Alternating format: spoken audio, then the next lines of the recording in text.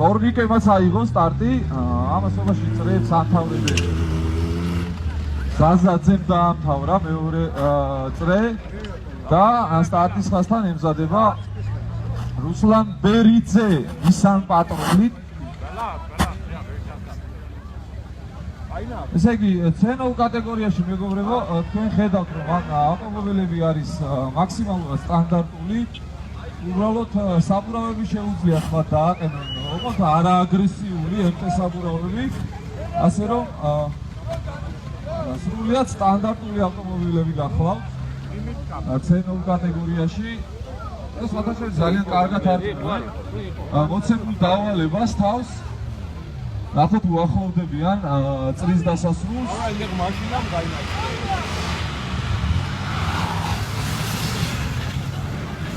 რუსლან ბერიძემ აიღო სტარტი ამასობაში და ემზადება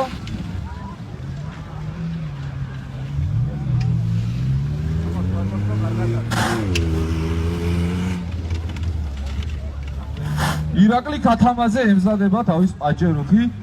ნახოთ ირაკლი რას იზავს.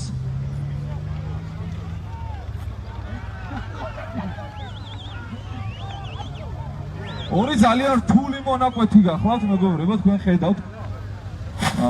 4 ბრბოლელი გადის აი პირველ რთულ მონაკვეთს.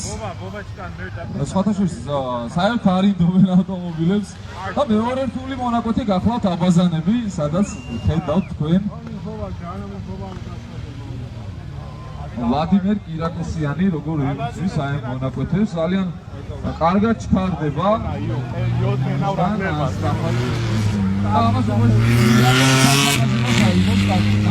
ირაკლი რას იზავს, ესე იგი 6-ვე ბრბოლელის არბოლ მონაკვეთზე გახლავთ და ეს ნახტომი ძალიან ლამაზი ნახტომი.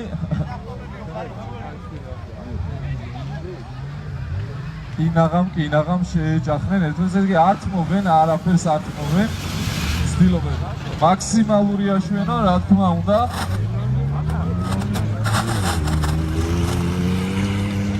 აი პირველი რთული მონაკვეთი.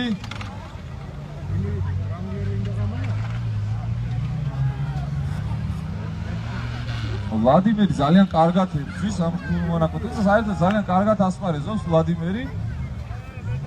ძალიან აგრესიულია იგი. მოკლედ საერთოდ არ ინდობს მის ავტომობილს.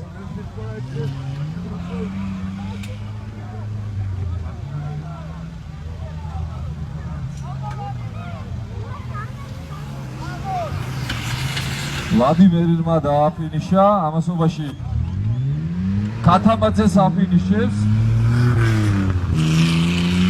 როგორც ხედავთ, არ გააჩერა მან ფინიშის ხაზთან.